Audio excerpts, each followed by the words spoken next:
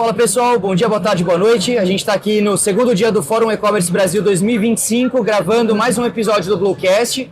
E hoje eu estou com o Jonas Abbott, que é o fundador da Dinamize. E eu quero muito ter essa conversa, porque se a gente fala sobre empresas terem sucesso no Brasil, e principalmente no nosso mercado de marketing digital, aqui eu considero como uma das empresas que mais teve sucesso no mercado digital no Brasil. E eu quero passar a palavra, primeiro agradecer você por termos essa conversa e passar a palavra para você, obviamente, se apresentar e aí a gente saber de como foi a sua trajetória até você chegar onde você está hoje, cara. Bom, obrigado pela introdução, fico lisonjeado. O sucesso é um conceito muito relativo, né? As pessoas falam muito em chegar lá, enfim. Eu sou o Jonas Abbott, já me apresentou CEO, agora com 99% das cotas da empresa, comprei a parte do segundo sócio majoritário esse ano e estamos fazendo uma revolução na Dinamize.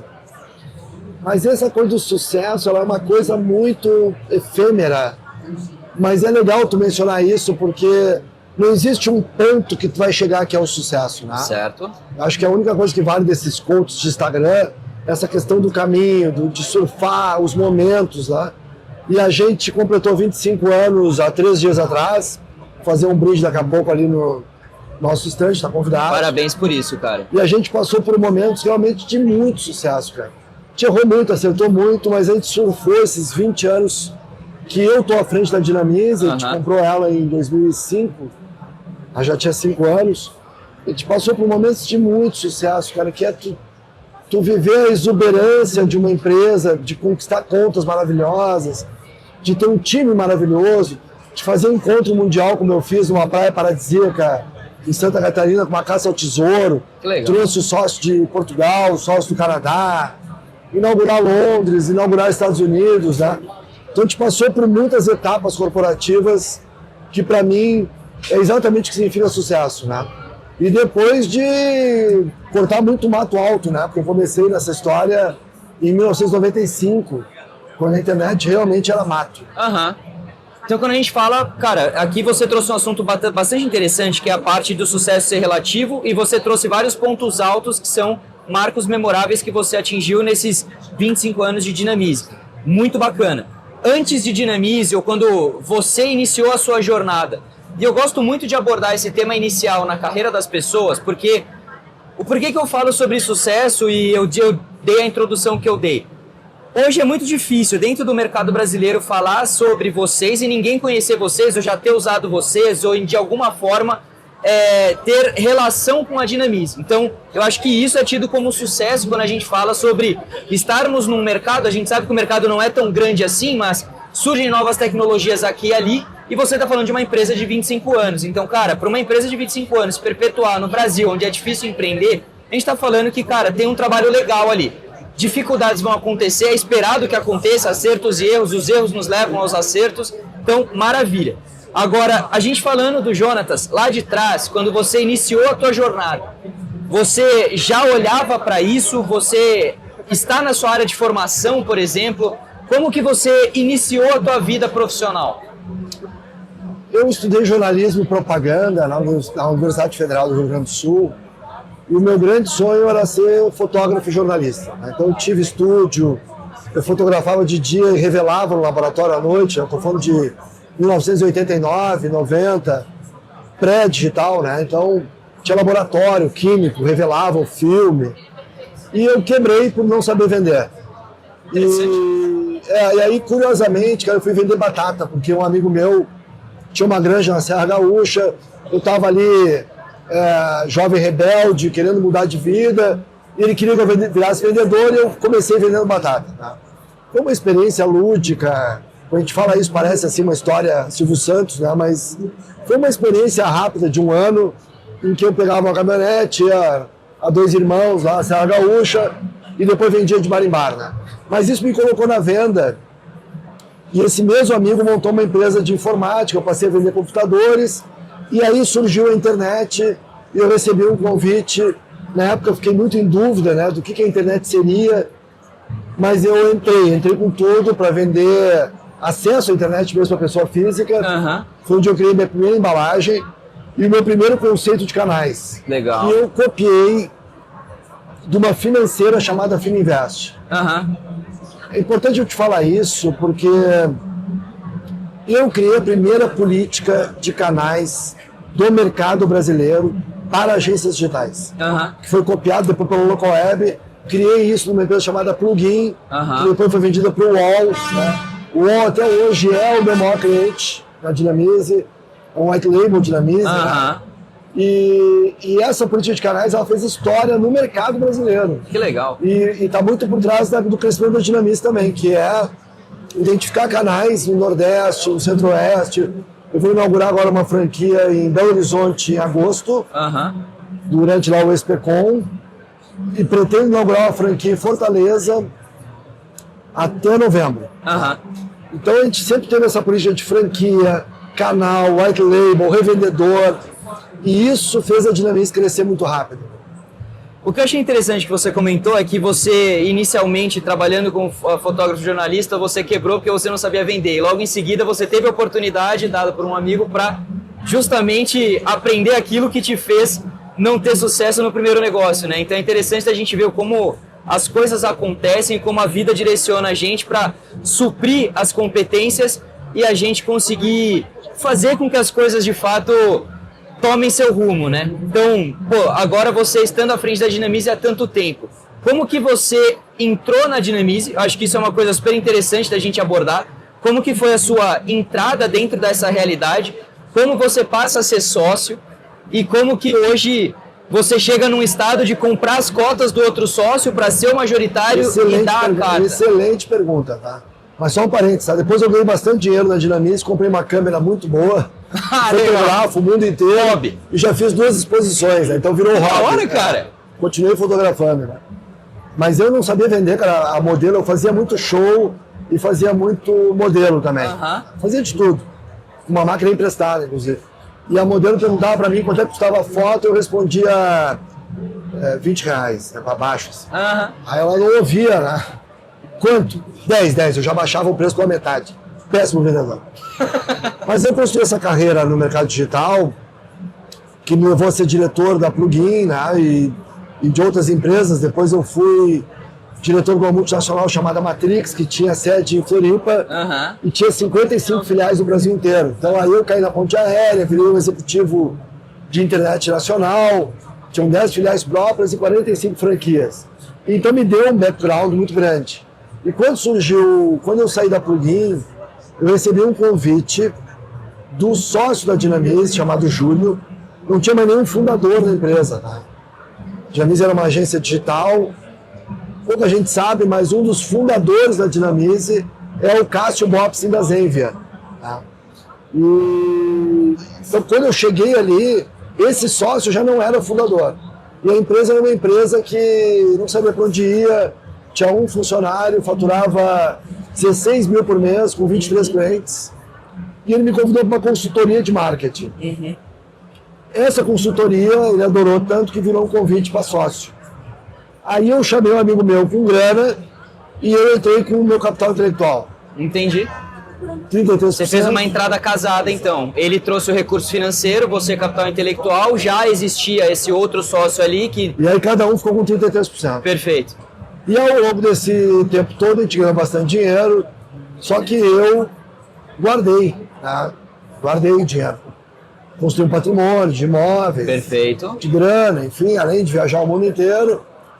A gente em 2011 assinou um MOU com a Local Web, quase vendemos a empresa. E quando a gente não vende para a Local Web em 2011, a gente decide não vender mais, por 10 anos. Investimos em produto, trouxemos um CTO novo de São Paulo, que era sócio de um concorrente nosso, que construiu esse software atual em linguagem Go. A gente foi a primeira empresa do mercado digital a usar a linguagem Go do Google, que fez o nosso software ser o que é. Hospedamos fora do Brasil, na Amazon, motor próprio de envio. E a empresa deu um salto. Chegou a hora que...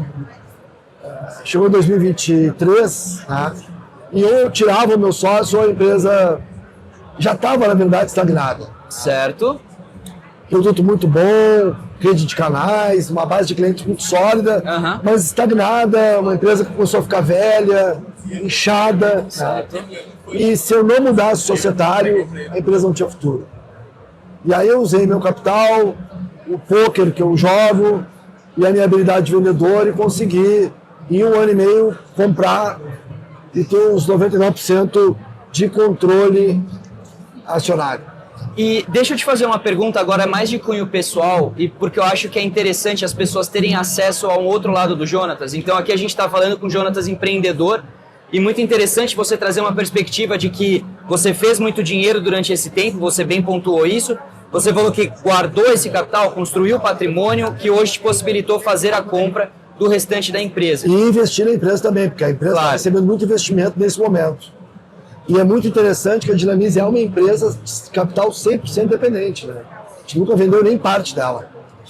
Então a gente eu diria que a gente é a única empresa, ou a maior empresa do mercado digital brasileiro, de faturamento, de presença, de capital 100% independente. Isso é interessante. E de fato, porque é justamente nesse ponto que eu quero chegar, não exatamente sobre ele, mas muito abordando isso também, que é a perspectiva de muitas empresas elas são criadas para serem vendidas, porque as pessoas têm o sonho do empreendedor, mas passar uma jornada de construção e aí ficar esse é o maior erro, esse é o maior erro do cenário startupeiro brasileiro, é esse.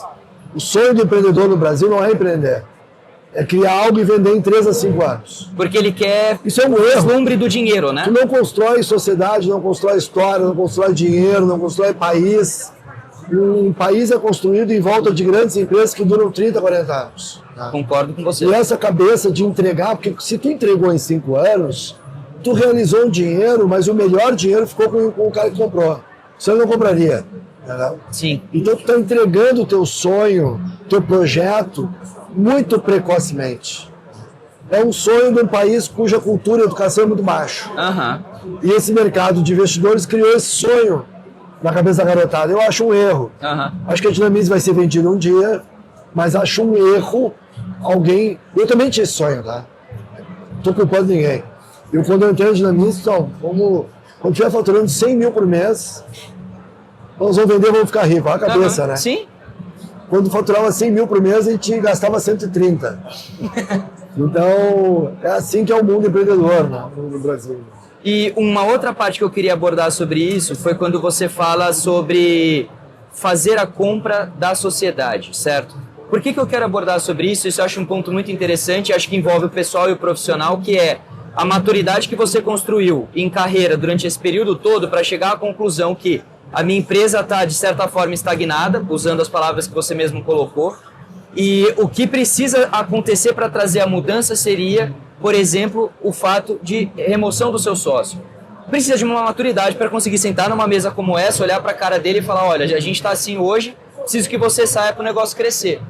Como foi isso para você? Se você puder abrir para a gente como é que é esse tipo de conversa. E eu gosto de abordar sobre isso porque o Bluecast ele é para falar sobre empreendedorismo, tecnologia, marketing digital, e aqui englobando os três, mas trazendo uma veia de negociação ou um lado empreendedor muito forte. Você precisa ter essa maturidade para olhar para a cara de um sócio muitas vezes e falar, cara, o negócio é muito bom, acho que todo mundo aqui tem uma vida confortável, construímos aqui 25 anos de trajetória, excelente. Eu quero dar um passo adiante e não é com você. Como que funciona isso? É muito difícil, tá? Muito difícil. Acho que é um momento em que naturalmente as coisas se alinham para isso, mas é uma conversa muito difícil. Ela foi facilitada por eu ser o único sócio da operação estratégico que tinha dinheiro. Porque aí tu vendo o seguinte, olha, hoje a gente bota a grana aqui e mira essa empresa para daqui a 10 anos, ou a gente está comprometendo nosso futuro, nosso patrimônio. E eu tenho esse dinheiro, estou vendendo meu patrimônio, quero colocar, e tu vai ser obrigado a colocar ou nós vamos brigar. Então a conversa ela inicia por aí. E aí com uma proposta também de valor, que tu tem que ter muita habilidade, né? Tem que ter muita maturidade, muita habilidade, e sempre que tu entra nessa conversa, tu tem que ter o plano A, plano B e plano C. Sim. E o plano C é um plano de contencioso jurídico, é briga, né? Então quando tu entra, essa é a minha visão. As duas conversas que eu tive, uma em abril de 24, em janeiro de 24, assinei em abril, e a outra agora em maio, com o último sócio, né? foram conversas que eu fui pro all-in do poker, quer dizer, não tem...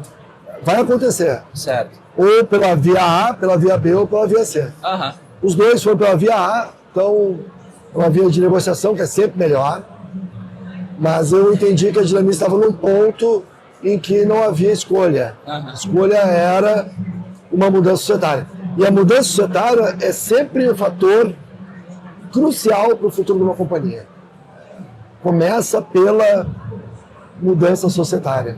Até porque quando você fala, desculpa te cortar, mas é interessante essa tua fala, porque você disse que quando você entrou, nenhum dos fundadores ainda permaneciam na empresa, né? Então a gente vê que veio acontecendo mudanças societárias ao longo da história. Houve briga judicial.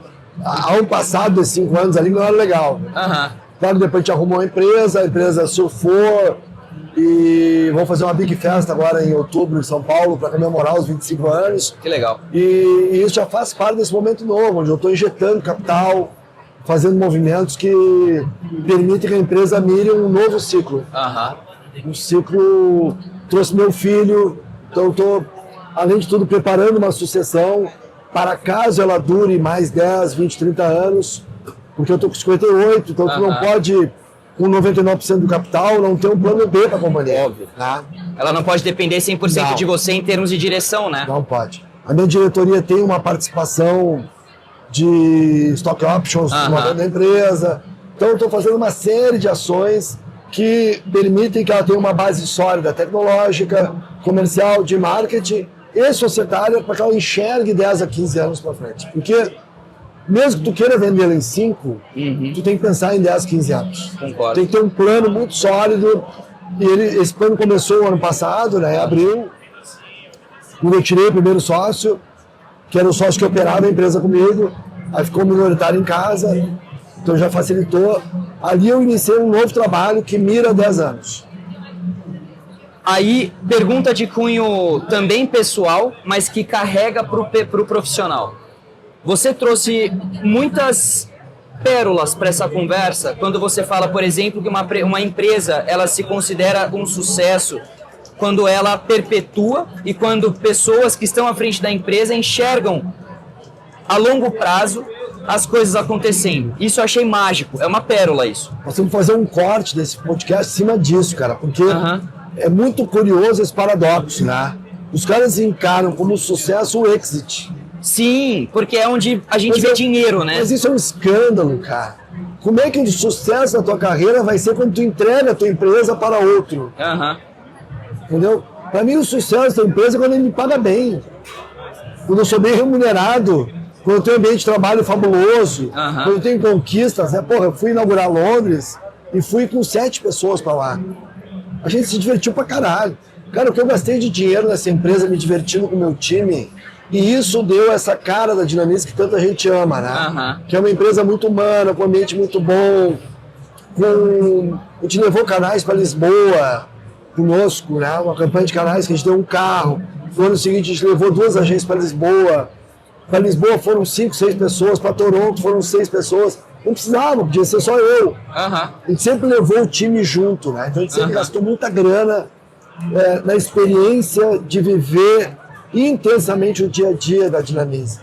Isso criou uma cultura, uma marca, uma vontade que gerou um ecossistema que opera em volta da gente, que nos dá uma rede muito sólida de crescimento. Então o sucesso não pode ser a saída, cara. Pô, qual foi o sucesso da tua empresa? Quando eu entreguei ela para outro. Que sucesso? Esse é o teu sucesso, que tu imaginou que era o teu sucesso. O meu sucesso é estar aqui hoje ouvindo o que eu ouvi. Eu sou um cara que fiz a diferença em 25 anos de mercado, 30, né?